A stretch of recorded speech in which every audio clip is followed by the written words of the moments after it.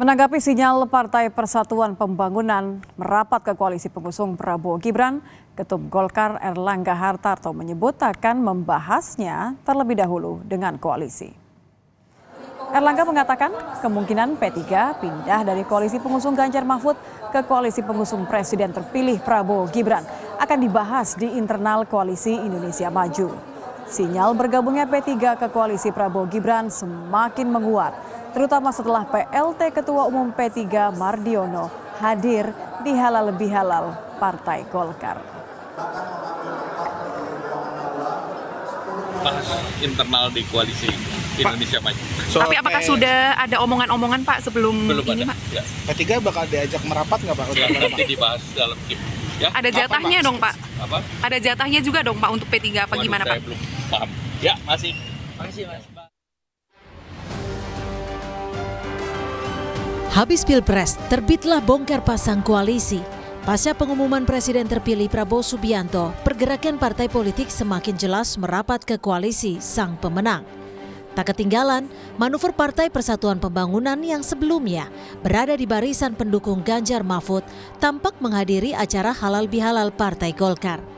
Sebagai satu-satunya parpol di luar koalisi Prabowo Gibran, kehadiran PLT Ketua Umum Partai Persatuan Pembangunan Mardiono seakan melempar sinyal siap bergabung dengan koalisi Indonesia Maju pengusung Prabowo Gibran. Terlebih, P3 menjadi satu-satunya parpol di luar koalisi Prabowo Gibran yang hadir di acara itu dan duduk semeja dengan Ketua Umum Partai Golkar Erlangga Hartarto, Sekjen Gerindra Ahmad Muzani, hingga putra Jokowi yang juga Ketua Umum PSI Kaesang Pangarep. Meski sempat satu meja dengan Ketua Umum Partai Golkar Erlangga Hartarto, Sekjen Gerindra Ahmad Muzani, hingga putra Jokowi yang juga Ketua Umum PSI Kaesang Pangarep, Mardiono hanya berkomentar, P3 siap ikut membangun Indonesia pasca Pilpres. Minal aidin wal faizin, lebaran ya, maaf-maafan. Tapi intinya siap bergabung Pak ya? Ya. Sama pemerintahan berikutnya kalau diajak. Ya tentu kalau untuk membangun Indonesia kan harus bersama nanti. Karena tanda-tandanya ada Pak, maksudnya Bapak hadir di luar partai koalisi, satu-satunya ketum parpol yang hadir. Enggak, kan saya dulu juga sebelum menjadi PLT Ketua Umum, saya kan koordinator KIB ya. Kemudian KIB itu kan sampai sekarang nggak dibubarkan secara resmi. Untuk membubarkan KIB itu kan tidak ada. Ya kami masih komunikasi baik dengan Pak Jul, ya dengan Pak Erlangga Hartarto, Ketua Umum Golkar dan Pak. Kami masih menjalin komunikasi, membicarakan soal kebangsaan itu masih.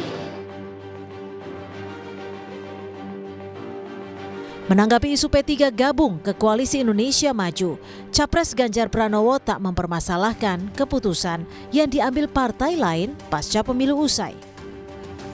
Nggak apa-apa. Saya kira sesama ketua partai mungkin mereka punya cara tersendiri untuk berkomunikasi. Saya kira baik, apalagi dalam konteks keagamaan menurut saya sih